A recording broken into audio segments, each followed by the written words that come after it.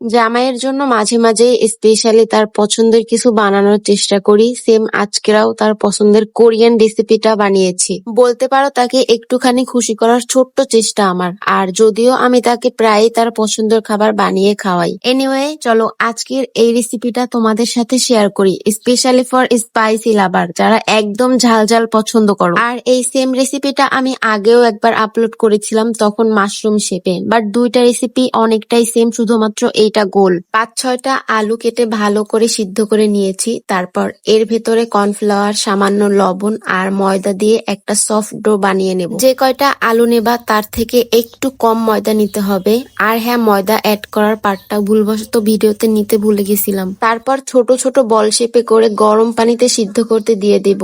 আর এইদিকে আমি স্পাইসি চাটনিটাও বানিয়ে নেব, কারণ এই চাটনিটাই টেস্টি পুরো রেসিপিটাকে নেক্সট লেভেলে নিয়ে যাবে।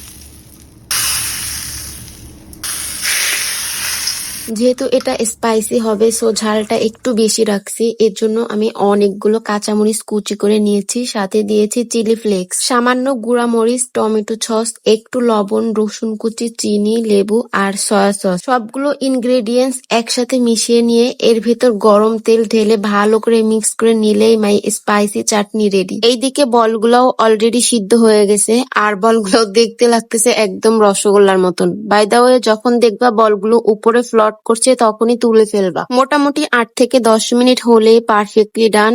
আর এখন শুধু লাস্ট স্টেপ, এগুলা টেস্টি চাটনির সাথে মিক্সড করার পালা। এইদিকে তোমাদের ভাইয়া আলুর বলগুলো চাটনির সাথে মিক্সড করে নিচ্ছে। সো যারা স্পাইসি লাভার আছো, you must try this at home. ও হ্যাঁ, আর একটা টিপস, সয়া সসটা একটু কম দিও। আমার একটু বেশি পড়ে গেছিল, তাই লবণটা তুলনামূলকভাবে বেশি হয়েছিল। ওভারঅল ঠিক ছিল। আর যদি এক্সট্রা স্পাইসি খেতে চাও তাহলে সব ইনগ্রেডিয়েন্টস এর পরিমাণ একটু বাড়িয়ে নিতে পারো। নতুন রাস্তায় একটা দোকান দিব। তোমাদের ভাইয়াকে বলেছিলাম একটু রিভিউ দিতে, সে তো উল্টা দোকান দেওয়ার প্ল্যান করে ফেলছে। এনিওয়ে, এই ভিডিওটা রাত 1:30-এর, মানে লেট নাইট ক্রেভিংস বলতেই পারো। এত রাতে হঠাৎ ঝাল খেতে ইচ্ছে হলো, আর believe me, it was so yummy. নিজে বানাইছি বলে না, সত্যি অনেক মজা হয়েছে। বাই দ্য ওয়ে, এর আগে কে কে এটা ট্রাই করছো কমেন্টে জানাবা। Bye bye.